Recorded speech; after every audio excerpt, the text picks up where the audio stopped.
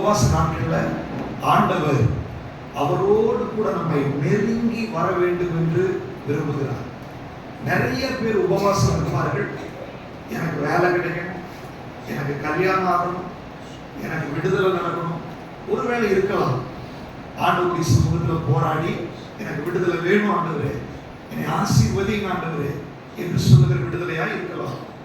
ஆனால் இந்த பர்டிகுலரான உபவாச ஜெபத்தை நம்ம வைக்கிறது ஆண்டவரோட நெருங்கும்படியாக. தேவன் அதுதான் விரும்புகிறார். உபவாச நாட்கள் ஆண்டவரோடு நம்மை இணைய வைக்கிறது. அதனாலதான் அந்த நாட்களை நம்ம விசேஷித்துக் கொள்கிறோம். அவருடைய வார்த்தையை நம்ம பலப்படுகிறோம், அவரோடு கூட ஜெபிக்கிறோம். தேவ சமூகத்துக்கு நம்முடைய மற்ற காரியங்கள் எல்லாம் விட்டு கொடுத்து ஆண்டவருடைய பாதத்தில் வந்து இருக்கிறோம். உண்மையிலேயே இந்த நாட்கள் அவரோடு நெருங்குகிற ஒரு நாட்களாய் ஆண்டவர் நமக்கு மாற்ற போறார். எத்தனை பேர் விசுவாசிக்கிறீங்க? ஹல்லேலூயா. வாசிக்கலாம். யோவான் எழுதின சுவிசேஷம் 3ஆம் அதிகாரம் 16வது வசனம். நமக்கு தெரிந்த பகுதி, எல்லாரும் சேர்ந்து வாசிக்க போறோம். யோவான் எழுதின சுவிசேஷம் 3ஆம் அதிகாரம் 16வது வசனம் வாசிக்கலாம்.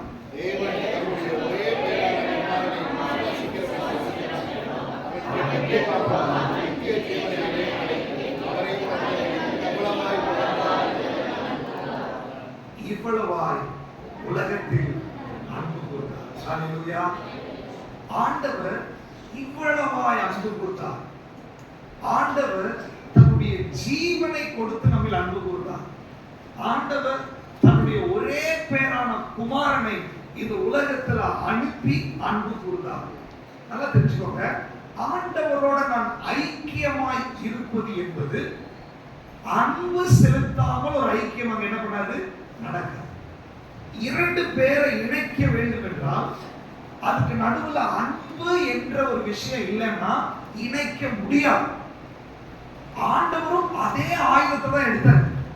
அன்பு இல்லாம மனிதர்கள் என்ன பண்ண முடியாது, என்னிடத்துல கொண்டு வர முடியாது. அதனால அந்த அன்புக்காக எக்ஸ்ட்ரீம் லெவலுக்கு போயிட்டாரு. தன்னுடைய சொந்த குமாரனை, ஒரே பேரான குமாரனை கல்வாரி சிலுவையில பலியாக ஒப்பு கொடுத்து வேதம் சொல்லுகிறது இவ்வளவாய் அன்பு கூர்ந்தார். அந்த அன்பை மெஷர் பண்ணவே முடியாத அளவுக்கு ஆண்டவர் நம்ம மீது அன்பு கூர்ந்திருக்கிறார். ஹல்லேலூயா. எத்தனை பேர் விசுவாசிக்கிறீங்க? நீங்க மேல அன்பு கூர்ந்ததற்காக நன்றி ஆண்டவரே சொல்லலாம். ஹல்லேலூயா. அந்த அன்பில ஆண்டவரோடு நெருங்கும்படியாக இந்த உபவாச நாட்கள்ல ஆண்டவர் நம்மை ஆயத்தப்படுத்தி கொண்டிருக்கிறார். அந்த அன்பை புரிந்து கொள்ளும் போது இயேசுவை புரிந்து கொள்ளலாம். அன்பை புரிந்து கொள்ளும் போது, இயேசுவை புரிந்து கொள்ளும் போது, இயேசுக்கும் நமக்கும் இருக்கிற அந்த உறவை புரிந்து கொள்ளலாம். இந்த உறவை நீங்க புரிந்து கொள்ளும் போது அவரோடு இணைந்து இருக்க முடியும். ஹல்லேலூயா. அதுக்குதான் சத்தியத்தை அறிவீர்கள், சத்தியம் உங்களை விடுதலையாக்கும். இந்த நாட்கள்ல மீண்டுமா இன்றைக்கு ஞாயிற்றுக்கிழமையில ஆண்டவர் நம்மை அவரோடு இணைத்து இன்றைக்கு அவரோடு கூட நம்ம இணைந்திருக்கிற அனுபவத்தை நமக்கு கொடுக்கும்படியாய் பரிசுத்த ஆவியானவர் நமக்கு கிரியை செய்வாராக. ஹல்லேலூயா. ஹல்லேலூயா. ஜெபத்தோடு இருப்பது அவர் இதை செய்ய போகிறார். வாசிக்கலாம். ஆதியாகமத்தின் புஸ்தகம் 42வது அதிகாரம் 6வது வசனம். ஆதியாகமம் 42:6.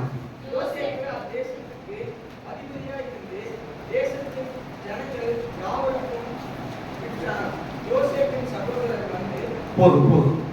யோசேப்பு அந்த தேசத்திற்கு அதிபதியாய் இருந்தார். நல்லா கவனிச்சுக்கோங்க.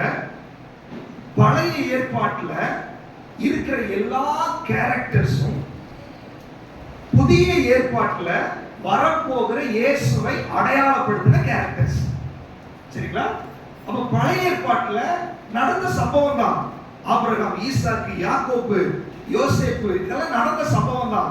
நீங்க எல்லாம் வசனத்தை வாசிச்சுட்டு இருக்கீங்க இந்த நாட்கள்ல. ஆனால் அந்த சம்பவம் உண்மைதான்.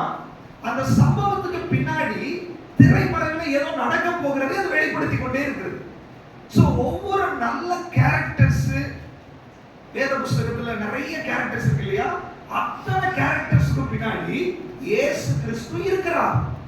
இனிமேல் நீங்க வேதத்தை வாசிக்கும் போது, பழைய ஏற்பாடை வாசிக்கும் போது, எல்லா சம்பவத்திலும் எல்லா விஷயத்திலையும் நீங்க பின்னாடி இயேசுவை பார்க்க வேண்டும். இப்போ ஒரு ஓட்டமா வாசி முடிச்சிட்டீங்க, இனி கொஞ்சம் நிதானமா வாசிங்க. வேதத்தை திறந்து வாசிக்கும் போது ஆதியாகமத்துல இயேசு கிறிஸ்துவை திரைமறைவுல நீங்க பார்க்கலாம். இயேசு கிறிஸ்துவை அநேக கேரக்டர்களுக்கு பின்னாடி நீங்க பார்க்கலாம்.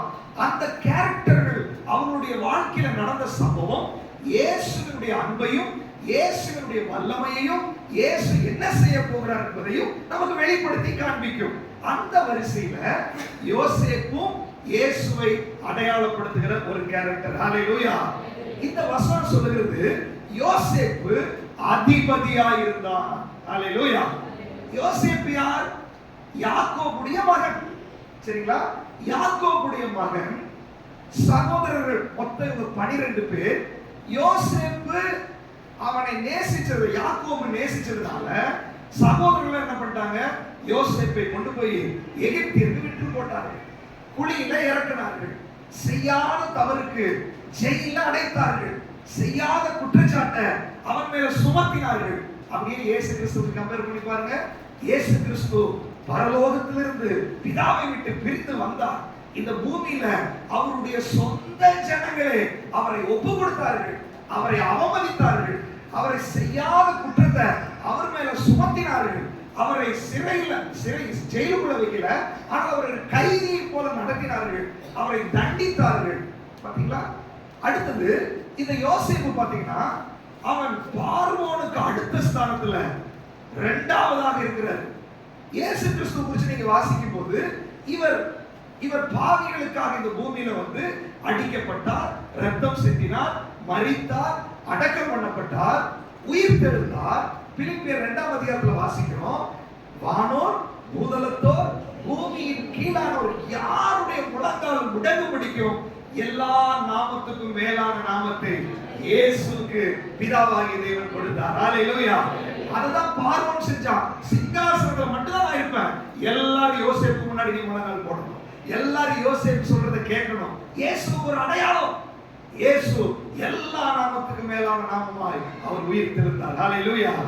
அப்போ இந்த யோசேப்பை குறித்து நம்ம வாசிக்கும் போது நீங்க உங்க மனசுல யார் வரணும்? சொல்லுங்க வாய்ப்பு. யோசேப்புன்னு இன்னைக்கு செய்தியில உச்சரிக்கிற இடத்துல நீங்க யாரை நினைக்கணும்? இயேசு கிறிஸ்து. ஹல்லேலூயா. அப்போ அந்த யோசேப்பு இயேசுவை அடையாளப்படுத்துகிறார். வாசிக்கிற ஒரு வசனத்தை 42வது அதிகாரம் 15வது வசனம். உங்கள் இளைய சகோதரன் இங்கே வந்தாலுடைய நீங்கள் இங்கே இருந்து புறப்படுவது இல்லை என்று பார்வோனின் ஜீவனை கொண்டு ஆணையிட்டு சொல்லுகிறேன். இங்க இந்த யோசேப்பு எகிப்துல இருக்கிறாரு. பார்வோன் இவரை உயர்த்தி வச்சிட்டாரு. இப்ப இவருடைய மற்ற சகோதரர்கள் எல்லாம் கானான் தேசத்துல இருக்கிறாங்க. அங்க பஞ்சம் ஆயிடுச்சு. இப்போ 11 பேர் அங்க இருக்கிறாங்க. அவங்க அப்பா இருக்கிறாரு, யோசேப்போட அம்மா இறந்துட்டாங்க. இப்போ அந்த கானான் தேசத்துல இருந்து தானியம் வாங்குவதற்காக, அதுக்கு முன்னாடி யோசேப்பு நீங்க பாத்தீங்கன்னா இவனுக்கு தேவன் கொடுத்த ஞானத்துல பண்டக சாலையெல்லாம் நிரப்பி வச்சுட்டான். அங்க இருக்கிற எல்லாரும் இங்கதான் தானியம், அதாவது வெளிநாட்டில் இருக்கிறவங்க கூட இங்க வந்துதான் வாங்கிட்டு போகணும் பஞ்சத்துக்கு. இவங்க தேசம் செழிப்பா இருந்துச்சு. கொலோசையில வாசிச்சு பாருங்க, இயேசு கிறிஸ்துவை பத்தி சொல்லியிருக்குது. தேவத்துவத்தினுடைய சகல பரிபூர்ணமும் இயேசுவுக்குள்ளாக இருந்துச்சு. யார் வேணாலும் வந்து வாங்கி சாப்பிடலாம், யார் வேணாலும் எடுத்துக்கலாம். யோசேப்பு இயேசுவை அடையாளப்படுத்தி கொண்டிருந்தார். இப்போ அங்க கானான் தேசத்திலிருந்து அவங்க அண்ணன்மார்கள் எல்லாம் வர்றாங்க, சகோதரர்கள் எல்லாம் வர்றாங்க. எதுக்கு? தானியம் வாங்குறதுக்காக வர்றாங்க. தானியம் வாங்குறதுக்காக எல்லாரும் வந்தாலும் யோசேப்பு என்ன பண்றாரு? பென்யமீன் எங்க? அவனை கூட்டிட்டு வரல. ஏன்னா யோசேப்பும் போயிட்டான், இவன் ஒரே பையன் தான் இருக்கிறான், ராகேலுக்கு பிறந்ததுல அப்பா ரொம்ப அட்டாச் ஆயிட்டாரு பென்யமீன் கூட. சோ யோசேப்பு கேக்குறாரு, பென்யமீன் எங்க? பென்யமீன் எங்க? யார் இந்த பென்யமீன்? வாசிச்சா ராகேலுக்கு பிறந்த 2வது மகன் இவன் இல்லையா? பென்யமீனை குறித்து வாசிக்கும் போது வாசிக்கலாமே. ஆதியாகமத்தின் புஸ்தகம் 46வது அதிகாரம் 19வது வசனத்தை வாசிங்க. யாக்கோபின் மனைவியாக ராகேலுடைய குமாரர் யோசேப்பு, பென்யமீன் என்பவர்கள். யோசேப்புக்கு எகிப்து தேசத்தில் யோசேப்பு, அப்ப ராகேலுக்கு பிறந்தவர்கள் தான் யோசேப்பும் பென்யமீனும். வாசிக்கலாம் 35ஆம் அதிகாரம் 16வது வசனம். 17வது வசனம், சரி 16வது வசனத்தை ஃபர்ஸ்ட் வாசிங்க. பின்பு பெத்தேலை விட்டு பிரயாணம் புறப்பட்டார்கள். பெத்தேலை விட்டு பிரயாணம் புறப்பட்டார்கள். எப்ராத்தாவுக்கு வரவழி எப்பிராத்தா மட்டும் வரும்போது, இன்னும் கொஞ்சம் தூரமா இருக்கும்போது ராகேல் பிள்ளை பெற்றாள். பிரசவத்தில் அவளுக்கு கடும் வேதனை உண்டாயிற்று. பிரசவிக்கும் போது அவளுக்கு கடும் வேதனையாய் இருக்கையில் மருத்துவச்சி அவளை பார்த்து, பயப்படாதே, இந்த முறை புத்திரனை பெறுவாய் என்றாள். போதும் பாருங்க, இந்த பென்யமீன் பிறந்த அனுபவத்தை அங்க நம்ம வாசிக்கிறோம். எங்க பிறந்த தெரியுமா? இயேசு கிறிஸ்து பிறந்த பெத்லகேமுக்கு வர்ற வழியில பிறந்தவன் பென்யமீன். சரிங்களா? இன்னொரு சொல்ல போனா மத்த 11 பேரும் லாபானுடைய வீட்டில் இருக்கும்போது பிறந்தவர்கள். பென்யமீன் மட்டும்தான் கானான் தேசத்துக்கு வரும்போது பிறந்தவன். ஹalleluya. அப்ப இந்த பென்யமீன் மேல ஒரு ஸ்பெஷல் gift, அவன் மேல ஒரு ஸ்பெஷல் ஆசீர்வாதம் இருக்கு. இவங்க ராகேலுடைய வயித்துல பிறந்தவங்க, யோசேப்பும் பென்யமீனும். இப்ப பென்யமீன் அந்த பெத்லகேமுக்கு போற இடத்துல பிறந்தவன். இன்னொரு விஷயம் பென்யமீனை குறித்து வாசிச்சா, அவனுக்கு பேர் வைக்கும்போது என்ன வச்சாங்க? வாசிங்க 18. மரண காலத்தில் அவள் ஆத்மா பிரியும் போது அவள் அவனுக்கு பெனானி என்று பெயரிட்டாள். அவனுக்கு தகப்பனோ அவனுக்கு பென்யமீன் என்று பெயரிட்டாள். ராகேல் மரித்து போதும். ராகேல் என்ன பண்றான்? அவனுடைய பிரசவ காலத்துல ரொம்ப வேதனைப்பட்டு இவனை பெற்றோன்னு அவன் இறந்துட்டான். அந்த கண்டிஷன்ல இவனுக்கு பேர் பெனானி அப்படின்னு என்ன அர்த்தம்? சன் ஆஃப் சாரோ, துக்கத்தின் மகன் அப்படி பெற்றுட்டான். ஆனா யாக்கோபு பேரை சேஞ்ச் பண்றாரு, the son of right hand. ஹalleluya. அப்படின்னா யாரு? பேர் மாற்றப்பட்டவன், மறுரூபம் அடைந்தவன். அப்படின்னா பென்யமீன் அப்படின்னா ரட்சிக்கப்பட்ட நம்மை குறிக்கிறது. ஹalleluya, ஹalleluya. இன்னைக்கு செய்தியில பென்யமீன் சொன்னா யாரை குறிக்கிறது? பெயர் மாற்றப்பட்டவன், சன் ஆஃப் சாரோவர்னா இப்ப சன் ஆஃப் ரைட் ஹேண்டா மாறி விட்டான். இருளுக்குள்ள இருந்தோம், இன்னைக்கு வெளிச்சத்துக்குள்ள வந்துட்டோம். அந்தகாரத்துல இருந்தோம், ஆச்சரியமான ஒளியிடத்துக்கு வந்துட்டோம். புறச்சாதியார்களா இருந்தோம், இப்பொழுது தெரிந்து கொள்ளப்பட்டவர்களா மாறிட்டோம். எத்தனை பேர் விசுவாசிக்கிறீங்க? ஹalleluya, ஹalleluya. இப்படி பட்டவனை தான் எங்க பென்யமீன் கேக்குறாரு. கேட்டது யாரு? யோசேப்பா? யார் இன்னைக்கு? இயேசு கேக்குறாரு, எங்க அவன்? பல நேரங்களில ஆண்டவருடைய உள்ளத்தினுடைய பாரத்தை நீங்க புரிந்து கொள்ள வேண்டும். 11 பேர் வந்து நிக்கிறான், ஹைட் வெயிட்டுமா, அவன் தேவையில்லை ஆண்டவருக்கு. என்னுடைய ரத்தத்தால் மீட்டெடுக்கப்பட்ட என் பிள்ளை எங்கே? பென்யமீன் எங்க? நீ சர்ச்சுக்கு வராம எங்க போறீங்க? கல்யாணத்துக்கு போறீங்க, எங்க போறீங்க? ஆனா உங்களுக்காக ரத்தம் சிந்தி பரலோகத்தின் மகிமைகளை விட்டு இறங்கி வந்த தேவன் ஞாயிற்றுக்கிழமை இந்த இடத்துல வரும்போது, பென்யமீன் எங்க? என்னுடைய ரத்தம் எங்க? என்னுடைய உடன் பிறந்தவன் எங்க? என்னுடைய சகோதரன் எங்க என்று சொல்லி உங்களுக்காக ஆண்டவர் காத்துக் கொண்டிருக்கிறார். அந்த அன்பை உங்களால புரிஞ்சு கொள்ள முடியுதா? நல்லா தெரிஞ்சுக்கோங்க, இந்த அன்பை புரிந்து கொள்ள முடியாம இருதயம் கடினப்பட்டவர்கள், நீங்க அதுக்காக ஜெபம் பண்ணிருக்கிறோம் இல்லையா? இருதயம் கடினமா இருக்குது. கடினப்பட்டவர்கள் சாப்ப டைம் கூட உணர்வு இல்லாம வேற எங்கேயோ போவார்கள். நீங்க ஆவியானவர் சொல்றாரு, என் அன்பை நீ முதல்ல புரிஞ்சுக்கணும்னா நீ தேவ சமூகத்துக்கு நீ வா, தேவ சமூகத்துக்கு வா. அவருடைய கேள்வி பாரு, எங்க பென்யமீன்? எங்க போனாம? 1000 பேர் வந்திருக்கலாம், ஏன் 11 பேர் நிக்கிறாங்க, அவங்க சகோதரர்கள் தானே, அவங்க கிட்ட பேச வேண்டியது தானே. அவங்க 1000 பேர் வந்தாலும் நீங்களும் நானும் வந்த மாதிரி இருக்காது ஆண்டவருக்கு. ஹalleluya. எத்தனை பேர் வேணாலும் இருக்கலாம், ஆனா நம்ம விசேஷமானவர்கள். ஹalleluya. எத்தனை பேர் விசுவாசிக்கிறீங்க? வாயில தர சொல்றேன், நான் விசேஷமானவன், என்னுடைய ஆண்டவருக்கு நான் விசேஷமானவன்.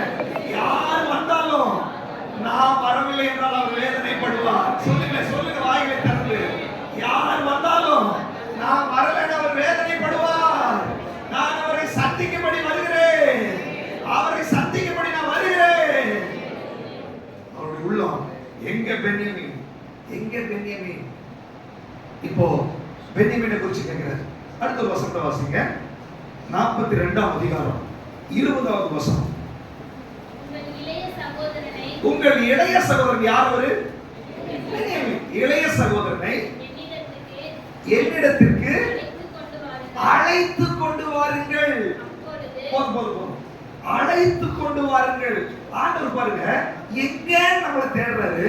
அடுத்தது விடுறதில்லை. அவரு என்ன பண்ணாரு? அழைத்து கொண்டு வா. இன்னைக்கு பரிசுத்த ஆவியானவர் உங்களை அழைத்து கொண்டு வந்திருக்கிறார். எத்தனை விசுவாசிக்கிறீங்க?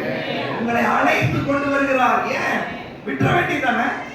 போன போட்டு ஆசீர்வாதம் இல்லாம இருக்கு. இங்க பாருங்க, உங்களுக்காக ஜீவனையே கொடுத்திருக்கிறார். அவர் இவ்வளவாய் அன்பு கூர்ந்திருக்கிறார். சொந்த ரத்தத்தை சிந்திருக்கிறாரு. நீ எத்தனையோ தடவை ஆண்டவர் உதாசீனப்படுத்திட்டு போயிருக்கிறாய். எத்தனையோ தடவை ஆண்டவருக்கு நீ முக்கியத்துவம் கொடுக்கல. எத்தனையோ தடவை அவரை நீ நிராகரித்து இருக்கிறாய்.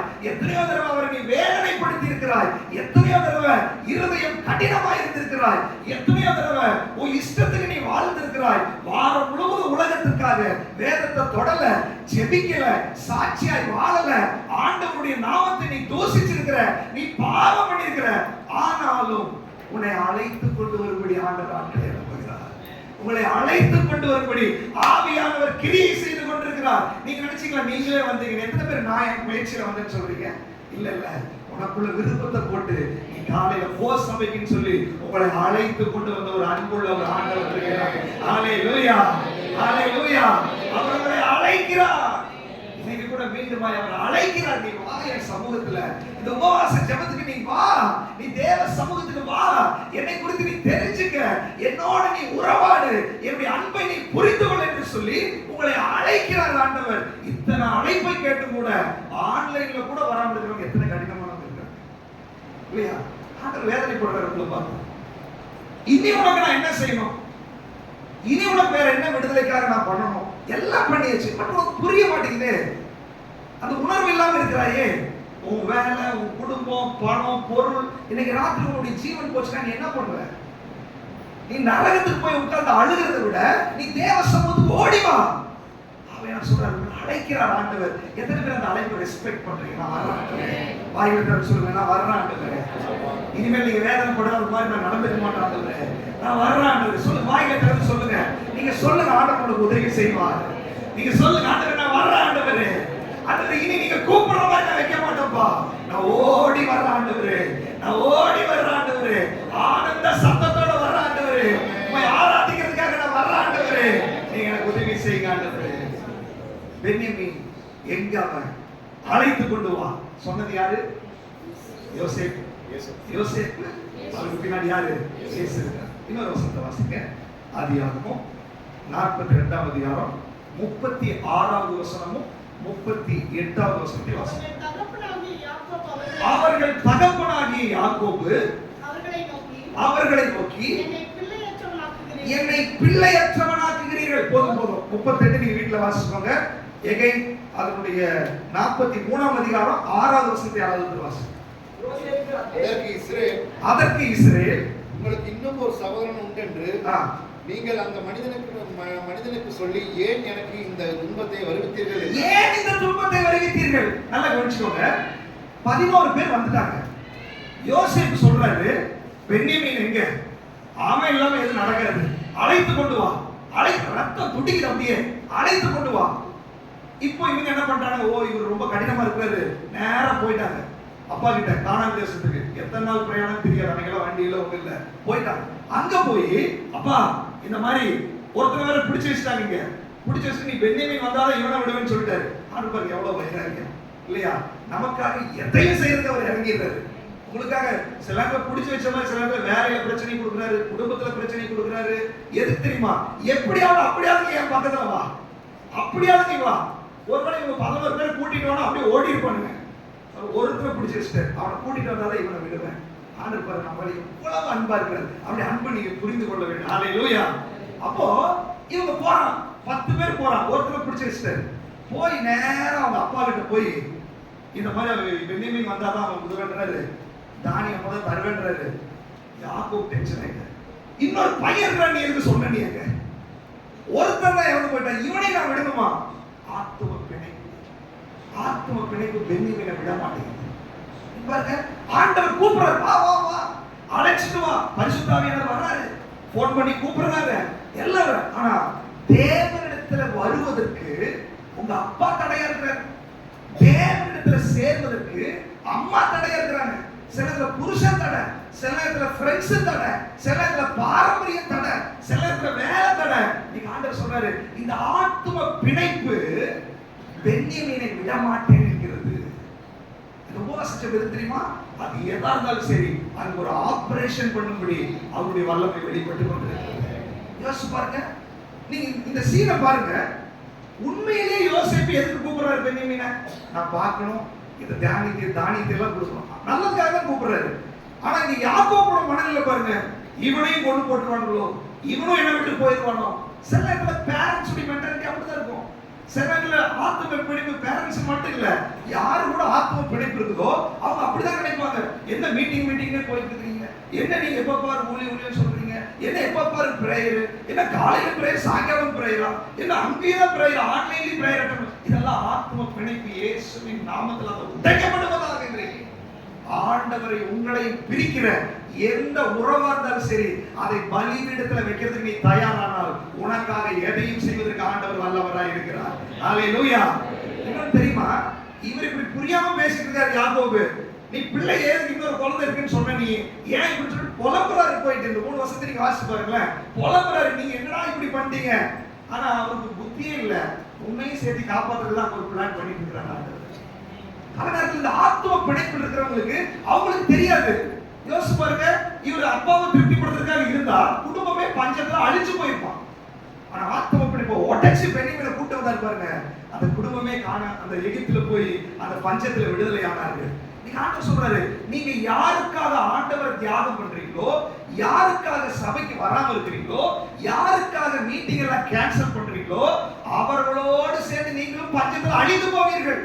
ஆனால் அவங்க கோபப்பட்டாலும் பரவாயில்ல, நான் கிளம்புறேன், பேசலனாலும் பரவாயில்ல, நான் போறேன், நீ ஒரு தீர்மானம் எடுத்தா அவர்களையும் சேர்த்து காப்பாற்றிக் கொள்ளுவார். ஹல்லேலூயா. அதுதான் ஆண்டவர் செய்யறாரு, உங்களை பிரித்து எடுக்கிறாரு. பென்யமீனை வச்சுதான் காரியத்தை சாதிக்கணும்னு நினைக்கிறாரு, உங்களை வச்சுதான் உங்க வீட்டுல காரியத்தை சாதிக்கணும்னு நினைக்கிறாரு ஆண்டவர். உங்களை தெரிந்தெடுத்திருக்கிறான்னு சொன்னா கர்த்தராகிய இயேசு விசுவாசி, அப்பொழுது நீயும் உன் வீட்டாரும் ரட்சிக்கப்படுவீர்கள். அப்ப பாருங்க, பென்யமீன் அவன் பாருங்க, அவன் பென்னானின்றதவன பென்யமீன் மாத்துனது அவன் அப்பாவையே ஆசீர்வதிக்கிறதுக்காக தான். ஹல்லேலூயா. உங்களை ஆண்டவர் தெரிஞ்செடுத்தது உங்க குடும்பத்தை ஆசீர்வதிக்கிறதுக்காக தான், உன் சொந்த மதத்தை ஆசீர்வதிக்கிறதுக்காக தான். ஆனா சீரு சடங்கு ஃபங்க்ஷன் எல்லாம் நீங்க அங்க போய் ஒட்டிட்டு இருந்தீங்கன்னா குடும்பத்தோட சேர்ந்து நீங்களும் அழிந்து போவீர்கள். ஆண்டவர் சொன்னாரு, இன்னைக்கு நீ கொஞ்சம் கஷ்டமா இருக்கும், நீ தேவ சமூகத்துக்கு வந்தால் ஆண்டவர் சொல்றாரு, உன் குடும்பம் மொத்தம் பின்னாடி வந்துதான் ஆக வேண்டும். ஜீவ ரட்சனை செய்யும்படி யோசேப்பு முன்னாடி கொண்டு போயிட்டாரு.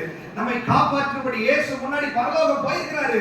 அவர் ரட்சகர், அவர் மீட்பர். நீங்க அவரை நம்பி ஒரு ஸ்டெப் எடுத்தீங்கன்னா ஒரு நாள் வெட்கப்பட்டு போக மாட்டீங்க. இன்னும் தெரியுமா, நீங்க இந்த ஆத்ம பிணைப்பு உடைச்சு ஒரு ஸ்டெப் எடுத்து வைக்கும் போது கொஞ்சம் திட்டுவாங்க, அவமானங்கள் வரும், எல்லாம் வரும். ஆனா எழுதி வச்சுக்கோங்க, உங்க பின்னாடி அவங்க வந்தே ஆக வேண்டும். ஹல்லேலூயா. உங்களை தடுத்தவர்கள் பின்னாடி அணிவகுத்து வருவார்கள். ஹல்லேலூயா. யோசிச்சு பாருங்க, நம்ம எவ்வளவு இருதய கடினம் உள்ள ஆளுன்னு. நான் ரட்சிக்கப்பட்டுட்டேன், இவங்கெல்லாம் அப்படியே போட்டோம், இவங்கெல்லாம் ரட்சிக்கப்பட வேண்டிய அவசியம் இல்லை சொல்லாம நீங்க சொல்லிட்டு இருக்கீங்க. நீங்க ரட்சிக்கப்பட்டீங்க, வைராகமா வந்தாதான் அவங்கள ஆண்டவர் தொடுவாரு. உங்களுக்கு என்ன இல்ல, அவங்கள தொடவே வேண்டாம், நீங்களே மறைச்சிருக்கீங்க. எங்க அப்பாவை தொடாதீங்க, எங்க அம்மாவை தொடாதீங்க, எங்க சிஸ்டரை தொடாதீங்க, பிசாசு நீ தொட்டுக்க. எப்படி விடுதலை நடக்கும் வீட்டுல? எப்படி ஆண்டவர் ரட்சிப்பை கொண்டு வந்து 21 நாள் ஆண்டவர் உன்னை பிரிச்சு எடுக்கிறார். ஆண்டவர் உனக்கு ஒரு வைராகியத்தை கொடுக்கிறாரு. உன்னை வச்சுதான் உன் வீட்டுக்குள்ள தேவ மகிமை கடந்து போகணும், உன்னை வச்சுதான் உன் வீட்டுக்குள்ள அற்புதம் நடக்கணும், உன்னை வச்சுதான் ஆண்டவர் குடும்பத்தை ரட்சிக்க வேண்டும் என்று விரும்புகிறார். எத்தனை பேர் பென்யமீன் கிளம்ப போறீங்க? ஹல்லேலூயா. ஹல்லேலூயா. பாருங்க, பென்யமீனை அழைத்து கொண்டு வா. வந்துட்டாங்க. வாசிங்க, அதனுடைய 43ஆம் அதிகாரம் 29வது வசனம். தாய் பெற்ற குமாரனாகிய தன் சகோதரன் பென்யமீனை கண்டு, நீங்கள் எனக்கு சொன்ன உங்கள் இளைய சகோதரன் இவன்தானா என்று கேட்டு, மகனே, தேவன் உனக்கு கிருபை செய்ய கடவர் என்றார். 30. யோசேப்பின் உள்ளம் தன் சகோதரனுக்காக பொங்கினபடியால் அவன் அழுகிறதுக்கு இடம் தேடி துரிதமாய் அறைக்குள்ளே போய் அங்கே அழுதார். இப்ப பாருங்க, இப்ப பென்யமீன் வர்றாரு. எப்படி வர்றாரு? அப்பா, இவனோட உயிர் அப்பாவோட உயிரோட பிணைச்சிருக்கு. அவன் அண்ணன் மாதிரி சொல்றான், இவனும் போயிட்டு அவர் செத்துருவாரு அப்படின்னு என்னது, அவ்வளவு பாச பிணைப்பு இருக்குது. அதை உடைச்சு பென்யமீன் வந்திருக்கிறான். யோசேப்பு ரொம்ப ஒரு சாட்சியில தம்பியை பார்த்து ஒரே ரத்தம். இவங்க 2 பேர் தான் ராகேலுடைய பிள்ளைகள். ரொம்ப ரொம்ப வருஷம் வந்த உடனே ரொம்ப ஆச்சரியப்படுவார். நீதானா பென்யமீன், நீதானா என் சகோதரன்? ஆமா நான் தான் பென்யமீன் சொன்ன உடனே வசனம் சொல்லுது, அது இங்கிலீஷ்ல அந்த வார்த்தை என்ன பண்ணுது, அவருடைய உள்ள என்னாச்சாமா? அடுத்த வசனம், he broke down, உடைக்கப்பட்டு விட்டார். தமிழ்ல சொல்றது, சகோதரனை பார்த்தனும் அன்பு பொங்கி வர ஆரம்பித்து விட்டது அவனுக்கு.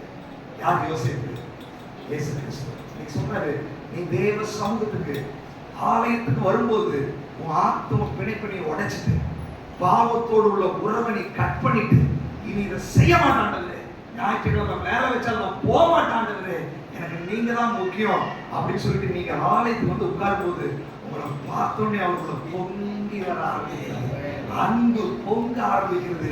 அதை அடக்கி கொள்ள முடியாதபடி அவர் broke down, அவர் உடைக்கப்படுகிறார். இன்னைக்கு ஆண்டவர் சொல்றாரு, எத்தனை பேரை பார்த்து ஆண்டவர் அன்பை வெளிப்படுத்த முடியும்? பல நேரங்கள்ல ஆண்டவர் உள்ள வச்சிருக்கிறாரு, உனக்குள்ள வெளிப்படுத்த முடியவில்லை. காரணம் ஆத்தும பிணைப்பு. அப்பா பிடிச்சிட்டு இருக்கிற வரைக்கும் அவருடைய அன்பு வெளிப்பட முடியாது. அப்பாவுடைய கையில, அம்மாவுடைய கையில, சொந்த பந்தத்தோட கையில நீ பிடிக்கப்பட்டிருக்கிற வரைக்கும் அவருடைய உள்ளத்தை உனக்கு வெளிப்படுத்த முடியாது. ஆண்டவர் நமக்கு வெளிப்பாடு வரணும் நம்ம சிந்திச்சுட்டு இருக்கிறோம். தேவனை குறித்த அறிவு முக்கியம் இல்ல, வெளிப்பாடு முக்கியம். பவுல் ஏன் வைராகியமா செயல்பட்டான்? வெளிப்பாடு உள்ளவனா இருந்தான். வெளிப்பாடு வரணும்னா நீ எதையாவது தியாகம் பண்ணிதான் ஆக வேண்டும். எனக்கு வெளிப்பாடு ஆண்டவரே, உங்க தரிசனத்தை நான் பார்க்கணும், ஆண்டவருடைய முகத்தை நான் பார்க்கணும், ஆண்டவருடைய அன்பை நான் பார்க்கணும், நான் அனுபவிக்கணும் ஆண்டவரே, ஆசை இருக்குது. இன்னைக்கு ஆண்டவர் சொல்றாரு, இந்த 21 நாள் உபவாச ஜெபத்துல அதை செய்யணும் தான் நானும் விரும்புறேன். பட் ஒரு ரகசியம், உன்னுடைய ஆத்துமா பிணைக்கப்பட்டிருக்கிற அந்த பாண்டேஜ் நீங்க உடையணும்ன்றார். நீ உடைச்சா, நீ உடைச்ச உடனே அவரால் தாங்க முடியாது. ஹல்லேலூயா. நீ இங்க உடைக்கும் போது அவர் உடைந்து விடுவார், நீ இங்க கட் பண்ணும் போது அவர் நொறுங்கி விடுவார். இன்னைக்கு அந்த உள்ள உங்களுக்காக பொங்கிக் கொண்டிருக்கிறது. ஹல்லேலூயா. ஆண்டவரோட அன்பு உங்களால புரிஞ்சு கொள்ள முடியுதா? அந்த யோசேப்புக்குள்ள மறைமுகமா ஆண்டவரை வச்சிருக்கிறார். தாங்க முடியல. ஓ என்னுடைய சகோதரன், என்னுடைய ரத்தம். யோசிப்பாருங்க, நம்ம சபைக்கு வந்து உட்கார்ந்து இருக்கும் போது அப்படியே அந்த ஆண்டவருடைய அன்பு அப்படிதான் நமக்குள்ள கரை புரண்டு ஓடிக்கொண்டிருக்கிறது. பென்யமீனை பார்த்த உடனே நம்ம அப்படி இல்லையே. சில நேரத்தில் அப்படியே சாய்ச்சு மயங்கி, யார் உடைஞ்சாங்க, யார் அன்பு கொடுத்தாங்க, அவர் தாகத்தோடு இருக்கிறாரு. நீங்க அப்படியே பென்யமீன் பெஞ்சு மீன் அப்படியே சாஞ்சு, சிலது செத்த மீனா மாறிடுச்சு. அப்படியே தண்ணியில் அப்படியே மிதந்துட்டே இருக்கிறீங்களா? செத்த மீன் அப்படியே அசைவாடிட்டு இருக்கும். ஒரு உணர்வு இல்லை. உனக்கு ஆண்டவருக்குள்ள ரிலேஷன்ஷிப் உனக்கு தெரியல. உன்னை எவ்வளவு வேலை கொடுத்து வாங்கிக்கிறான்னு உனக்கு தெரியல. இன்னும் சொல்ல போனா உன் வாழ்க்கை இன்னும் எவ்வளவு டேஞ்சரா போகுதுன்னு உனக்கு தெரியல. எப்பேற்பட்ட நரகத்துக்கு நீ போறன்னு உனக்கு தெரியல. உனக்கு இந்த காலத்தினுடைய இன்பங்கள் உனக்கு பெருசா தெரியுது. நீ எப்படா சர்ச்சு முடியும் டைம் அப்படியே லைட்டா தலையை திருப்புறது, வாட்ச பாக்குறது, எப்படா முடியும் பாக்குறது. இதெல்லாம் அன்பு கிடையாது. உண்மையான அன்பு இருந்தா எத்தனை மணி நேரமான நீ ஆண்டவர் சமூகத்தில் விழுந்து கிடப்பாங்க. ஹல்லேலூயா. அப்படியே வாட்ச பாக்குறது, கையை பாக்குறது, நெளியுது, நம்ம எல்லாம் பண்ணிருக்கிறோம். அதெல்லாம் இங்கிருந்து பார்த்தாலே தெரியும். நீங்க லைட்டா திரும்பினாலே தெரியும், எங்க திரும்புறீங்கன்னு நமக்கு தெரியும். ஆண்டவர் சொல்றாரு, இதுதான் அன்பா? ஆண்டவருக்கு நீங்க காமிக்கிற அன்பா? நீங்க அவரை பாருங்க. நம்ம வரதுக்கு முன்னாடி அவரு இந்த இடத்துல எழுந்து நிற்கிறார். எதுக்கு? எப்ப பென்யமீன் வருவான், எப்ப நான் அவனை பார்க்கணும், என் ரத்தம், என்னுடைய உறவு, நான் அவனோட பேசணும், நான் அவனை ஆசீர்வதிக்கணும், நான் அவனை விடுவிக்கணும், நான் அவனை மகிமைப்படுத்தணும். ஆண்டவர் விரும்புகிறார். எத்தனை பேர் சர்ச்சில் வந்து ஆண்டவரை இந்த இடத்துல அனுபவிக்கிறீங்க? இல்ல சர்ச்சில் இருந்து ஹஸ்பண்டை பார்க்குறது, அவர் என்ன ட்ரெஸ் பண்ணிக்கிறாரு, இன்னைக்கு நல்லா ட்ரெஸ் பண்ணிக்கிறாரா, இன்னைக்கு நல்லா நீட்டா இருக்கிறாரா? அப்படி இல்லை. கணவன் மனைவி மாத்தி மாத்தி பார்க்கறதுக்கெல்லாம் சபைக்கு வர்றது நம்ம ஆத்மா மனவாளனை பார்க்கணும். ஹல்லேலூயா, ஹல்லேலூயா. ஏன் ஹஸ்பண்ட் ஒய்ஃப் உட்கார வச்சிருக்குது? ஹஸ்பண்ட் தூக்கணும், ஒய்ஃப் ஒரு அடி போடணும், ஒய்ஃப் தூக்கணும், ஹஸ்பண்ட் மற்றவங்க அடிச்சா பிரச்சனை இல்லை. அதுக்குதான் பக்கத்துல உட்கார வச்சிருக்குது. இன்னைக்கு எல்லாருமே விழிப்பாக இருக்கிறாங்க. இப்படி ஒன்னா உட்கார வச்சோம்ல பாரு, இப்படி எல்லாம் விழிப்பா இருக்க வேண்டியதா இருக்கிறது. ஆண்டவர் எவ்வளவு அன்பா இருக்கிற அந்த அன்பை நம்மளால என்ன பண்ண முடியல, புரிந்து கொள்ள முடியவில்லை. ஒரு உள்ளம் பொங்கி வருகிறது. பாட்டு பாட, என் உள்ளம் தேவன் பால் பொங்கி வழிகிறது. ஆல்ரெடி அவர் பொங்கி இருக்கிறாரு, உங்களுக்கும் பொங்கி வந்துச்சுன்னு சொன்னா அதுதான் தேவனோடு நம்ம கொண்டிருக்கிற உறவு. அந்த உறவுக்குள்ளாக ஆண்டவர் நம்மை அழைக்கிறார்.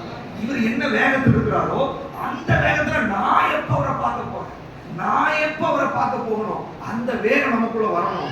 அதுதான் ஆண்டவரோடு நமக்கு இருக்கிற உறவு. ஹல்லேலூயா. அந்த உறவை நமக்கு கொடுக்கணும்னு ஆண்டவர் விரும்புகிறார். இந்த வசனத்தை வாசிங்க. 43ஆம் அதிகாரம் 34வது வசனம்.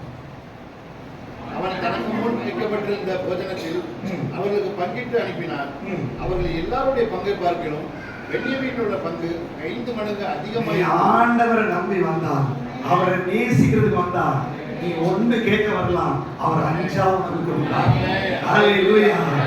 அவர் 5 மடங்கு உங்களை ஆசீர்வதிக்கிறவர். 5 மடங்கு ஆசீர்வாதத்தை கொடுக்கணும்னு மனசுக்குள்ள வச்சிருக்காரு. நீங்க ஒண்ணுக்கே புலம்பிட்டு இருக்கிறீங்க. அந்த ரகசியம், அதனுடைய சாவி வேற ஒண்ணும் இல்ல, அவருடைய உள்ளத்துக்குள்ள அன்பு இருக்குது. அதை ஓபன் பண்ற சாவி பென்யமீன் கிட்ட தான் இருக்குது. ஆண்டவர் கிட்ட ஆசீர்வாதங்கள் இருக்குது, அதை வெளியே கொண்டு வர சாவி பென்யமீன் கிட்ட தான் இருக்குது. அந்த பென்யமீன் நீயும் நானும் தான். ஹல்லேலூயா. நான் அவருடைய ரத்தத்தால் என்னை கழுவி இருக்கிறாரு. நான் பெனானி அல்ல, பென்யமீன், சன் ஆஃப் ரைட் ஹேண்டா இருக்கிறேன். அவருடைய வலது கரத்தினுடைய புத்திரனா இருக்கிறேன். எத்தனை பேர் நம்புறீங்க? நான் வந்தா அவரால் ஆசீர்வதிக்காம இருக்க முடியாது. எத்தனை பேர் நம்புறீங்க? பென்யமீன் வராத வரைக்கும் இவங்க அண்ணன் மாதிரி என்ன பண்ணாலும் ஆசீர்வாதம் வராது. ஆனா பென்யமீன் வந்தா 5 மடங்கு ஆசீர்வாதம் வந்து விடும். இந்த உபவாச நாட்கள்ல பெனானிய பென்யமீனா மாத்திட்டு இருக்காரு ஆண்டவர். Son of sorrow, son of right ஹேண்டா மாத்திட்டு இருக்காரு. இந்த உபவாச ஜெபத்துல நீ சன் ஆஃப் ரைட் ஹேண்டா மாறினா ஆசீர்வாதம் கேட்கவே வேண்டாம். 5 மடங்கு மேல அபிஷேகமாய் வெளிப்பட ஆரம்பிக்கும். 5 மடங்கு ஆசீர்வாதம். அந்த 5-fold மினிஸ்ட்ரிஸ் கூட உங்க மேல வெளிப்பட ஆரம்பித்து, நீங்க ஆவியில அனலாய் மாற ஆரம்பித்து விடுவீர்கள், வல்லமையாய் செயல்பட ஆரம்பித்து விடுவீர்கள். எத்தனை பேர் விசுவாசிக்கிறீங்க? சொல்லுங்க. நீங்க 5 மடங்கு ஆசீர்வதிக்கிறதே ரெட்டிப்பான ஆசீர்வாதம், 5-fold blessings. சொல்லுங்க. 5 மடங்கு என்னை ஆசீர்வதிக்க போறதுக்காய் ஸ்தோத்திரம். வாய்க்கு திறந்து சொல்லுங்க. 5 மடங்கு என்னை ஆசீர்வதிக்க போறதுக்காய் ஸ்தோத்திரம். 5 மடங்கு ஆசீர்வதிக்க போறதுக்காய் ஸ்தோத்திரம். நான் விசுவாசிக்கிறேன் ஆண்டவரே, நான் விசுவாசிக்கிறேன் ஆண்டவரே. ஹல்லேலூயா. 5 மடங்கு ஆசீர்வாதம் உங்களுக்காக வைத்திருக்கிறார். வாசிக்கலாம். 44ஆம் அதிகாரம் 4வது வசனம். அவர்கள் பட்டணத்தை விட்டு புறப்பட்டு வெகு தூரம் போவதற்கு முன்னே யோசேப்பு தன் வீட்டு விசாரணைக்காரனை நோக்கி, நீ புறப்பட்டு போய் அந்த மனிதரை பின்தொடர்ந்து போ, பிடிச்சிரு, போதும் போதும் போதும். அதே மாதிரி 44ஆம் அதிகாரம் 12வது வசனம் வாசி. மூத்தவன் சாக்கு முதல் இளையவன் சாக்கு மட்டும் அவன் சோதிக்கும் போது அந்த பாத்திரம் பென்யமீனுடைய சாக்கிலே கண்டுபிடிக்கப்பட்டது. அந்த பாத்திரம் பென்யமீனுடைய பாத்திரத்துல சாக்கிலே கண்டுபிடிக்கும். நல்லா கவனிச்சுக்கோங்க. இந்த கதையை நீங்க படிச்சிருக்கீங்க. இப்போ பென்யமீன் வந்துட்டாரு. அது 5 மடங்கு ஆசீர்வாதத்தை கொடுத்தாச்சு. இவங்க எல்லாரும் சாக்கு கொண்டு இருக்காங்க, தானியம் வாங்கிட்டு போறது. என்ன பண்ணிட்டா, இந்த எல்லாருடைய சாக்குல தானியத்தை போடும்போது யோசேப்புடைய ஒரு பாத்திரம், அந்த பாத்திரத்தை பென்யமீனுடைய பேக்ல தெரியாம வச்சுட்டாங்க, பர்பஸா வச்சுட்டாங்க உள்ள. இவனுள்ள தெரியாம என்ன பண்ணிட்டாங்க, தூக்கிட்டு போயிட்டே இருக்கான். யோசேப் பின்னாடி ஆளாளுக்குறான், போய் அவங்களை போய் பிடி. பாத்திரத்தை திருடிட்டு வந்தாங்க. அவங்க எல்லா பாத்திரத்தையும் செக் பண்ணு, யார் எதுல இருக்குதோ அவனை பிடிச்சி எடுத்துட்டு வந்துரு, இவனை விட மாட்டேன். யார் பாத்திரத்தை வச்சிருக்காரு? பென்யமீனை விடக்கூடாதுன்னு அவர் ரொம்ப ஆசையா இருக்கிறார். உங்களை விடக்கூடாதுன்றது அவர் ரொம்ப ஆசையா இருக்கிறாரு இல்லையா? அவன் கூட்டிட்டு அப்படின்றது அங்க சொல்லப்பட்டிருக்குது. அவர்களை பின்தொடர்ந்து போய் பிடிச்சிட்டு வரணும். சரியா? இந்த பாத்திரத்தை அந்த இங்கிலீஷ் பைபிள்ல போட்டிருக்குது, ஜோசப்ஸ் சில்வர் கப். யோசேப்புடைய வெள்ளி பாத்திரம். வெள்ளினா என்னது? மீட். அது ரட்சிப்பின் பாத்திரம். ஹல்லேலூயா. பென்யமீன் எப்ப யோசேப்பை சந்திச்சானோ அவனுக்குள்ள அவன் சாக்குல ரட்சிப்பின் பாத்திரம் வர ஆரம்பித்து விட்டது. ஹல்லேலூயா. நல்லா கவனிச்சுக்கோங்க. ஆண்டவர் நம்மை தேடுகிறார், ஆண்டவர் நம்மை அழைத்து கொண்டு வர விரும்புகிறார், ஆத்ம பிணைப்பை உடைக்கிறார், ஆண்டவர் நம்மை பார்த்தோம்னா பொங்குகிறார், ஆசீர்வதிக்கிறார். எதுக்கு தெரியுமா? அவருடைய ரட்சிப்பை நமக்கு பகிர்ந்தளிக்கும்படியா. ஹல்லேலூயா. எத்தனை பேர் அந்த ரட்சிப்பை பெற்றிருக்கிறீங்க? சொல்லுங்க, உண்மையில எத்தனை பேர் ரட்சிப்பை பெற்றிருக்கிறீங்க? ஹல்லேலூயா. அந்த சாக்குக்குள்ள பாத்திரம் இருக்குதா? எத்தனை பேரோட சாக்குக்குள்ள பாத்திரம் இருக்குது? வெள்ளி பாத்திரம். பாத்திரம் வாய் திறக்க மாட்டேங்கிறீங்க. வெள்ளி பாத்திரம் இருக்குதா உங்க சாக்குல? வெள்ளி பாத்திரம் இருந்தால் உங்களை விட மாட்டாங்க. நீ யாரா வேணாலும் இருக்கலாம். ரட்சிப்பை பெற்றா நீங்க எஸ்கேப் ஆகவே முடியாது. பென்யமீன் வந்தாரு, 5 மடங்கு ஆசீர்வாதத்தை பெற்றாரு, சாக்க தூக்குனாரு. வசனம் சொல்லுது, இப்ப பாருங்க, எகிப்துல வனாந்தரம், சரி கானான் தேசத்துல தரித்திரம், பஞ்சம் உலகிறது எகிப்துல வந்தாச்சு. இங்க பண்டகசாலை நிறைஞ்சிருக்குது. யோசேப்பு கொடுக்கறதுக்கு ஆயத்தமா இருக்கிறாரு. 5 மடங்கு ஆசீர்வாதமும் வந்துருச்சு. இவங்க சாக்க நிரப்பின உடனே அண்ணன் தம்பி 11 பேர் 10 பேர் போறான். பென்யமீனும் போறான். பின்னாடி எங்க போறான்? அப்பா வீட்டுக்கு போறான். எங்க போறான்? தரித்திரங்கள் இடத்துக்கு போறான். எதை விட்டுட்டு போறான்? யோசேப்பை விட்டுட்டு போறான். பல நேரத்துல ஆண்டவர் நமக்கு என்ன செஞ்சாலும் கிளம்பி போயிடும். ஆண்டவர் நமக்கு எவ்வளவு நன்மை செஞ்சாலும் சாக்கு தூக்கிட்டு போயிடும். பென்யமீனுக்கு அந்த சாக்கு கொடுக்கிற பாத்திரம் தெரியல, அவனுக்கு தெரியாம தான் வச்சிருக்காங்க. பல நேரத்துல விசுவாசிகளுக்கு அவருடைய ரட்சிப்பினுடைய மேன்மையே தெரியல. ஒரு சாக்கு கொடுக்கிற வெள்ளி பாத்திரம் அது எஜமானுடைய பாத்திரம் என்று உனக்கு தெரியல. ஒரு சாக்கு கொடுக்கிற வெள்ளி பாத்திரம் அது மீட்பின் அடையாளம் என்று உனக்கு தெரியல. ஒரு சாக்கு கொடுக்கிற வெள்ளி பாத்திரம் சிலுவையில் சிந்தின ரத்தத்தால் சம்பாதிக்கப்பட்ட விலையேற பெற்ற ரட்சிப்பு என்று உனக்கு தெரியல. ரட்சிப்பை குறித்து அந்த மேன்மையை குறித்து உங்களுக்கு தெரிஞ்சிருந்தா சாக்க தூக்கிட்டு போயிருக்க மாட்டோம். பென்யமீன் யோசிச்சு பாருங்க, யோசிக்கக்கூடிய பார்த்துட்டே இருந்திருப்பாரு. பாத்திரம் அவன் சாக்கு இருக்குது, இவ்வளவு நன்மை பெற்றுட்டு சாக்கு தூக்கிட்டு கிளம்பிட்டோம். அப்பா அம்மா சில சோல்ட்டைய உடைச்ச மாதிரி இருக்கும். ஆண்டவரை சந்திச்சு அந்நிய பாஷையில நிறைஞ்சு எல்லாம் ஜெயிப் பண்ணிட்டு சாக்க தூக்கிட்டு மறுபடியும் அப்பா வீட்டுக்கு இருக்கும். பின்மாற்றத்தின் அனுபவம். ஒரு சாக்க தூக்கிட்டு போறதுக்கு அல்ல தேவன் உன்னை ஆசீர்வதிச்சது. அந்த ரட்சிப்பின் பாத்திரத்தில் எடுத்து அவருக்கு சந்தோஷம், அவருக்கு ஆராதனைகளின் கனத்தையும் செலுத்தும்படி, நீ அந்த எகிப்தில் இருக்கும்படி, அந்த இடத்துல நீ சந்தோஷமா இருக்கும்படி தேவன் உன் மேல சித்தம் கொண்டவராக இருக்கிறார். பலருடைய வாழ்க்கையில ரட்சிக்கப்பட்டு ஞானஸ்நானத்துக்கு அபிஷேகம் பண்ணப்பட்டு நிறைய பிரச்சனை வந்ததுக்கு காரணம் என்ன தெரியுமா? உன் சாக்கு கொடுக்கிற மேன்மை உங்களுக்கு தெரியல, உங்களுடைய பவர் உங்களுக்கு தெரியல, யாரோட பாத்திரம் உனக்கு இருக்குதுன்னு தெரியல, யார் உன்னை மீட்டு கொண்டாரு உனக்கு தெரியல, அதிகாரம் உனக்கு தெரியல, வல்லமை உனக்கு தெரியல. அதனாலதான் சும்மா மற்ற 11 பேர் சாக்கு பைய தானி இருக்குன்னு நினைச்சிருக்கான், இவனும் தானி இருக்குன்னு நினைச்சிருக்கான். 10ஓட 11 போயிட்டோம். ஆண்டவர் 10ஓட 11 இருக்கிறதுக்கு உங்களை அழைக்கல. உன் பேரை மாத்துறது நீங்க விசேஷமா இருப்பது. நீ சன் ஆஃப் சாரோ இல்ல, சன் ஆஃப் ரைட் ஹேண்ட். ஹalleluya. அவருடைய ரத்தத்தால நீங்க மீட்கப்பட்டவர்கள். சாக்க தூக்கிட்டு போறதுக்கு இல்ல. சரி, சாக்க தூக்கிட்டு தான் நீங்க போயிட்டீங்க, விட்டாரா இவரு பின்னாடி ஆள் அனுப்புறாரு. வேலைக்காரர்களை அனுப்புகிறார், ஊழியக்காரர்களை அனுப்புகிறார், நண்பர்களை அனுப்புகிறார். செய்தியின் மூலமா, யூடியூப் மூலமா, டிராக்ஸின் மூலமா எப்படியாவது பாத்திரம் உள்ளவனை தொழாவி பிடிப்பது ஆண்டவருடைய கடமை. உனக்குள்ள பாத்திரம் இருந்துச்சுன்னா நீ எங்க போனாலும் விட மாட்டார் ஆண்டவர். நீ எவ்வளவு தூரம் போனாலும் விட மாட்டாரு. பாத்திரத்தை வச்சு நீ பின்வாங்கி போ, அப்பா வீட்டுக்கு போ, பாவத்துக்கு போ.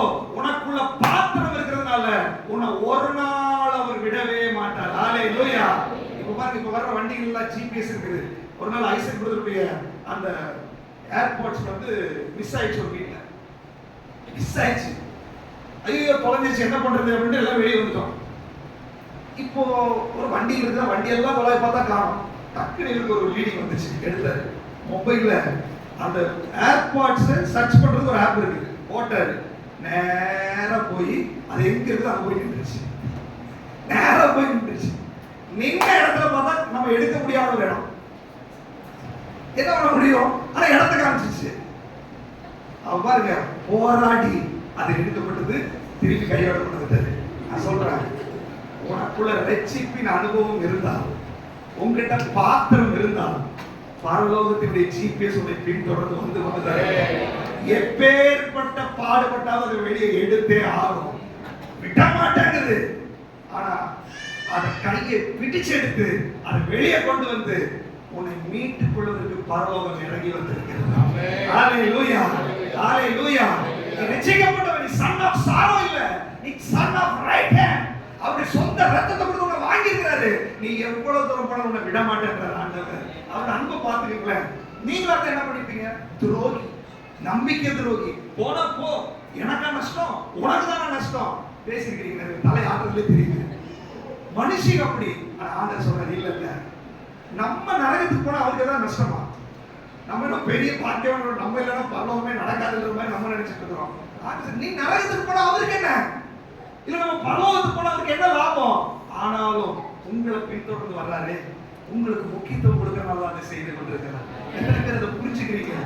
இதை சொல்லும்போது கூட ஏதோ சபைக்கு எல்லாத்துக்கும் சொல்றாரு போல, ஐசக் பிரதருக்கு சொல்றாரு போல, முத்துக்கு சொல்றாரு போல இல்ல, உங்களுக்கு சொல்லி கொண்டிருக்கிறார். எத்தனை பேர் உங்களுக்கு விசுவாசிக்கிறீங்க? சொல்லுங்க, நான் தான் பெரியவன், எனக்கு முக்கியத்துவம் கொடுக்கிறாரு, ஆண்டவர் என்ன நேசிக்கிறாரு. என் பின்னாடி ஒரு ஜிபிஎஸ் லைன் இருக்கிறது, நான் எஸ்கேப் ஆக முடியாது. நீ சினிமா தியேட்டர் போனாலும் அது வரும், நீ ஃப்ரெண்ட்ஸ் கூட பைக்ல எங்க போனாலும் அது வரும், நீ பார்க்ல போனாலும் ஜிபிஎஸ் உன்னை பின்தொடரும், நீ பார்க் போனாலும் அங்க வரும், நீ எங்க போனாலும் அது வரும். நம்புறீங்களா? இந்த ஜிபிஎஸ் வரும், உங்களுக்கு தெரியாத அதோட பவர். ஒரு நாள் பிடிச்சி தரன்னு வாழை பிடிச்சி இழுத்துட்டு வர மாதிரி இழுத்துட்டு வரும் பாருங்க. அப்ப தெரியும், ஐயோ நான் பாதாளத்தில் படுக்கை போட்டாலும் உங்களுடைய கை வந்து என்னை பிடிக்கிறதா. இந்த உலகம் முதல்ல இருந்தா டேமேஜ் ஆக வேண்டாம்ல. யாரு சொல்றாரு, சிலரை இந்த ஜிபிஎஸ் கண்ட்ரோலை விட்டு போயிடலாம் நீங்க நினைச்சிடாதீங்க. உலகத்துல எங்க போனாலும் இந்த ஜிபிஎஸ் உங்களை வந்து பிடித்து விடும். ஹல்லேலூயா. ஆண்டவருடைய சமூகத்தை நம்ம ஒப்பு கொடுக்கணும். அவருடைய அன்பை நீங்க புரிந்து கொள்ள வேண்டும். இப்ப பாருங்க, இந்த பின்தொடர்ந்து அனுப்புறது போயிட்டானுங்க, போய் எல்லா சாக்கையும் செக் பண்ணா கரெக்டா பென்யமீன் சாக்கு ஓபன் பண்ணா அந்த பாத்திரம் இருக்குது. என்னது? Joseph silver cup. அப்படின்னா அது ரட்சிப்பினுடைய பாத்திரம். இந்த பாத்திரம் வந்தோடனே வேலைக்காரன் விட மாட்டாங்க. இவன் பாத்திரம் வச்சிருக்காருல்ல, வா திருப்பி வா. பாத்திரம் வச்சிருக்கவன எஜமான் கூப்பிட்டு சொல்றாரு, விட முடியாது. நல்லா பாருங்க, உங்களுக்குள்ள ரட்சிப்பின் பாத்திரம் இருந்தா அதுக்கப்புறம் நீங்க ஒரு ஸ்டெப்பு கூட நீங்க மூவ் ஆக முடியாது. உங்களுக்குள்ள இருக்கிற ரட்சிப்பை நீங்க பார்த்துட்டீங்கன்னா, அந்த உணர்வை பெற்றுட்டீங்கன்னா, பழைய வாழ்க்கையில ஒரு ஸ்டெப்பு கூட நீங்க மூவ் ஆக முடியாது. மூவ் ஆனாலும் வேலைக்காரன் விட மாட்டாங்க. அவனுக்கு இன்ஸ்ட்ரக்ஷன் தெரியுமா? திருடிக்கு போயிட்டு அவனை இழுத்துக்குவான், அதான் இன்ஸ்ட்ரக்ஷன். விடவே மாட்டாங்க. அவன் என்ன சொல்ற, இந்த உபவாச ஜெபம் இது தெரியுமா? உன் கப்பை ஓபன் பண்ணி அதுக்குள்ள சாக்கை ஓபன் பண்ணி அதுக்குள்ள ஒரு சில்வர் கப் இருக்குன்னு சொல்லி உனக்கு காண்பிச்சு, எதுக்கு காமிக்கிறது தெரியுமா? இனி நீ ஒரு அடி கூட மூவ் ஆக முடியாதுன்னு தெரியாம சொல்றாரு. அப்படின்னா நீ மூவ் ஆக முடியாது. எதற்காக? உங்களுக்கு திரும்ப எஜமான் அழைக்கிறான், திரும்ப நீ வா. 5 மடங்கு ஆசீர்வாதத்தை நீ எங்க வாங்கினியோ, உன்னுடைய உள்ளத்துக்காக உன் முகத்தை பார்க்கும்போது அந்த உள்ளம் பொங்கி பொங்கி எங்க வந்துச்சோ, அன்பு எங்க கிடைக்குதோ, விடுதலை எங்க கிடைக்குதோ, அந்த வீட்டுக்கு உன்னை அழைக்கிறார். நீ வா கூப்பிடுறான், கிளம்பி போயிட்டான். மறுபடியும் 11 பேர் போறாங்க. வாசிக்கலாம் அடுத்த வசனத்தை. அதுபடி 44 22வது வசனம்.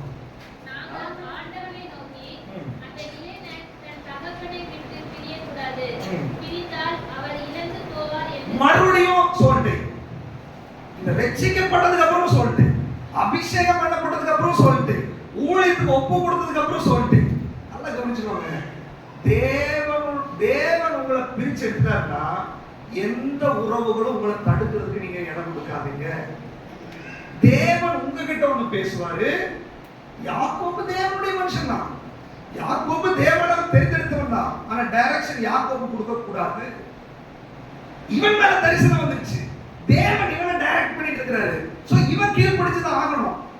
அண்ணன் விட மாட்டேங்கிறான். இல்ல இல்ல, இவன் போகலன்னா அப்பா செத்துருவாரு, இவன் போகலன்னா அப்பா செத்துருவாரு. பாருங்க, பல நேரங்களில நம்ம ஆண்டவரோடு நெருக்க விடாதபடி உலகத்தில் இருக்கும்போது அப்படி இருந்துச்சு, சபைக்குள்ளே அப்படி வந்துருது, ரட்சிக்கப்பட்டதுக்கு அப்புறம் அப்படி வந்துருது. ஆண்டவர் சொல்றாரு, உன்னை விடாது பின்தொடர்ந்து கொண்டிருக்கிற கழிவுகள், உன்னை விடாத ஜெபிக்க விடாம, ஆராதிக்க விடாம, ஆண்டவரிடத்துல நெருங்க விடாம. இவன் பாருங்க, யோசேப்பு வீட்டுக்கே வந்துட்டான், 5 மடங்கு ஆசீர்வாதம் பெற்ற இடத்துக்கே வந்துட்டான். ஆனாலும் அவனால் அங்க இருத்த முடியாம ஒண்ணு இழுத்துட்டு இருக்குது. என்னது? சோல்ட்டை இழுத்துட்டு இருக்குது. பாவம், உலகத்தினுடைய உறவு. பல நேரங்கள் ஆராதனைக்கு வந்திருப்போம், சபையில் இருப்போம், இங்க இருக்க முடியாம சிலது இழுத்து கொண்டிருக்கிறது. கவனிக்க முடியறது இல்ல, வசனம் உள்ள போறது இல்ல, நம்ம அப்படியே ஏறிட்டு இருக்குது. எப்ப முடியும் போக வெளியில. நல்லா தெரிஞ்சுக்கோங்க, ஒரு அசுத்த ஆவி உங்க சரீரத்தை, உங்க சிந்தனையை கண்ட்ரோல் பண்ணி கொண்டிருக்கிறது. அது எப்படி சென்டிமெண்டா பேசுது? செத்துருவாரு, இவன் வரலன்னா அவர் செத்துருவாரு. நீங்க பிசாசு சில முக்கியமான எமோஷனலான டச் கொடுத்து உங்களை தேவனோடு உறவாட முடியாதபடி தடுத்து கொண்டிருக்கிறான்.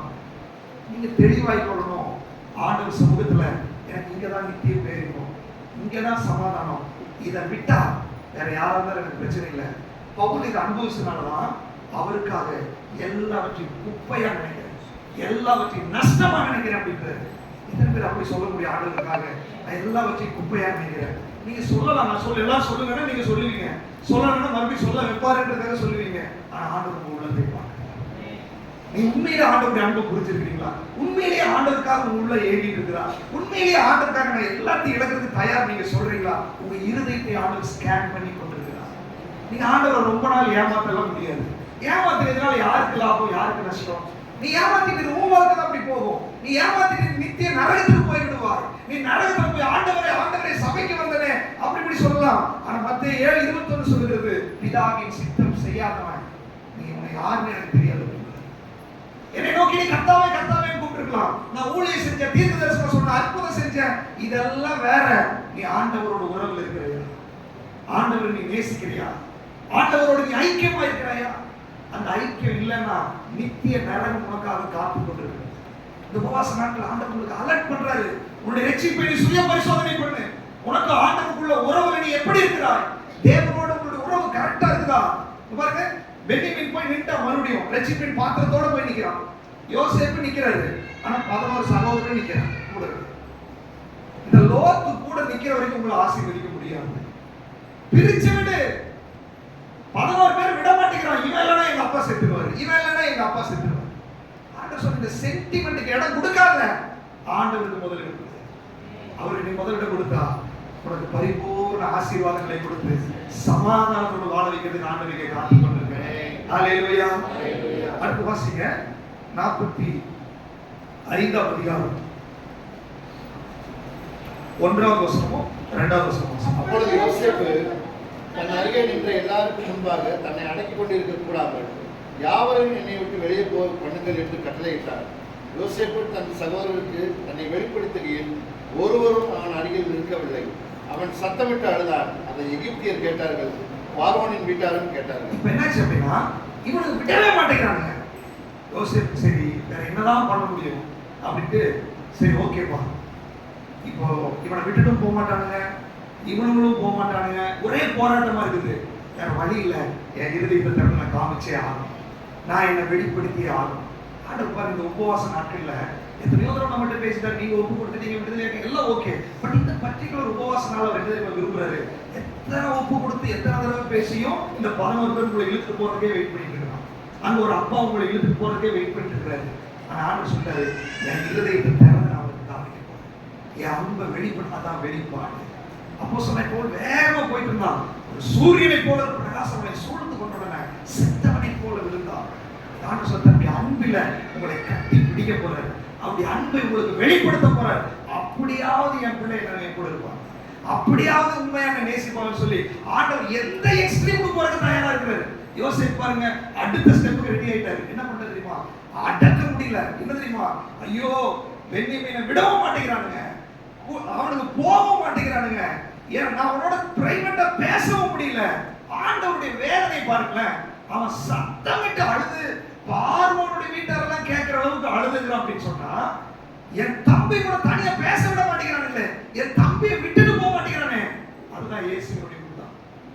ஆண்டவர் சொல்றாரு, உங்களோட தனியா பேசணும், உன்னோட வசனத்திலிருந்து பேசணும், நீ ஜெபிக்கும் போது அதை நான் கேட்கணும், நீ ஆராதிக்கும் போது அது என்னுடைய காதுகளில வரணும், சபையில நீயும் நானும் உறவாடணும், உனக்கு எனக்குள்ள அந்த அன்பில நீயும் நானும் சந்தோஷப்படணும்னு சொல்லி ஆண்டவர் எவ்வளவோ வாஞ்சியா இருக்கிறாரு. அவருக்கு வேதனை தெரியுமா? இங்க 11 பேர் நிற்கிறான், விட மாட்டேங்கிறான். சொல்றார், உன்னை பிடித்து தேவனுடைய பிரசன்னத்தை அனுபவிக்க விடாதபடி கனகத்திரை நாவிகள், டென்ஷன்கள், உலக கவலைகள், அது இது இதெல்லாம் போட்டு உன்னை ஆட்டி வதைக்கிறது. ஆண்டவர் சொல்றாரு, இதுக்கு மேல வழி இல்ல. அவருடைய எமோஷனை வெளிப்படுத்துறாரு. அந்த சத்தத்தை பார்த்தா அவன் பார்வோனுடைய வீட்டுக்காரன் பயந்துட்டான். ஏன்னா இப்படி கத்தி அழுகிறாரு. சும்மா நடிக்கிறதுக்கு அப்படி கத்தி அழ முடியுமா? நடிக்கிறதுக்கு கண்ணுல தண்ணி வர வச்சிடலாம், ஆனா உள்ள உடையாது. ஆண்டவர் சொல்றாரு, நான் நடிக்கல, என் தேவனே என் தேவனே ஏன் என்னை கைவிட்டீர்? அவருடைய சத்தம் பயங்கரமா கதறாரு. ஏன் இந்த பாடுகள்? அந்த வேதனையை தாங்க முடியல. அவருடைய வேர்வை ரத்தத்தின் பெருந்துளியாய் தரையில விழுந்துச்சு. யாருக்காவது தெரியுமா? உங்களை என்னை மீட்டுக் கொள்ள முடியாது, உங்களை நேசிக்க முடியாது. அந்த அன்பை ஏன் புரிஞ்சு கொள்ள முடிய மாட்டேங்குது? அதை வெளிப்படுத்த ஆரம்பித்தார். அதை வெளிப்படுத்தி அந்த சத்தம் அந்த இடத்துல அதிர பண்ணிடுச்சு. அந்த அன்பு அந்த இடத்தையும் அதிர பண்ணிருச்சு.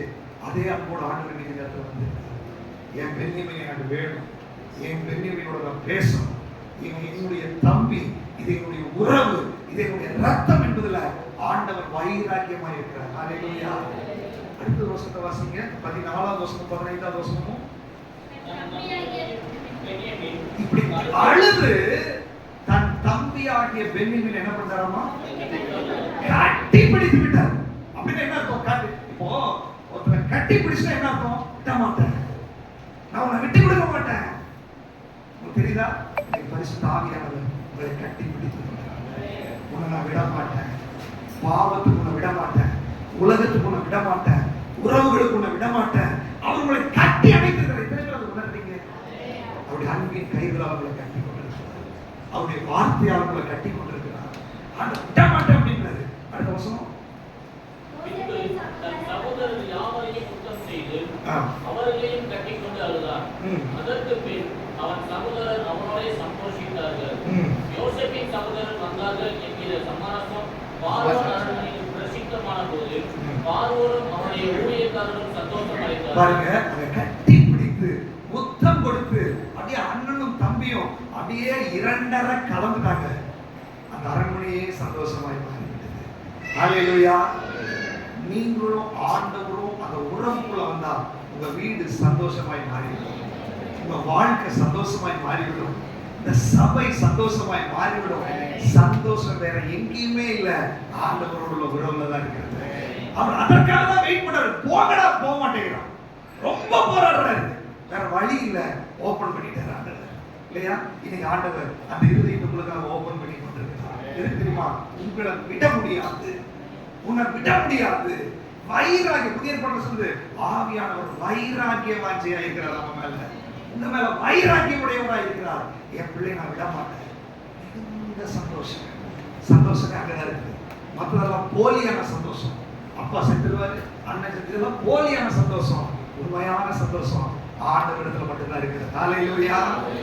இதுக்கு பிற்பாடு என்ன நடந்துச்சு? ஒரே வசந்த வாசிங்க. 46வது அதிகாரம் 6வது வசனம். தங்கள் ஆடுமாடுகளையும் தங்கள் கானான் தேசத்தில் சம்பாதித்த தங்கள் பொருட்களையும் சேர்த்துக் கொண்டு யாக்கோபும் அவன் சந்ததியார் யாவரும் எகிப்துக்கு போனார்கள். இப்ப பாருங்க, இவ்வளவு ஆபரேஷன் நடந்த உடனே இவங்க போனாங்க, அப்பா கிட்ட சொன்னாங்க, குடும்பமே வந்துருச்சு. அப்பா எங்க?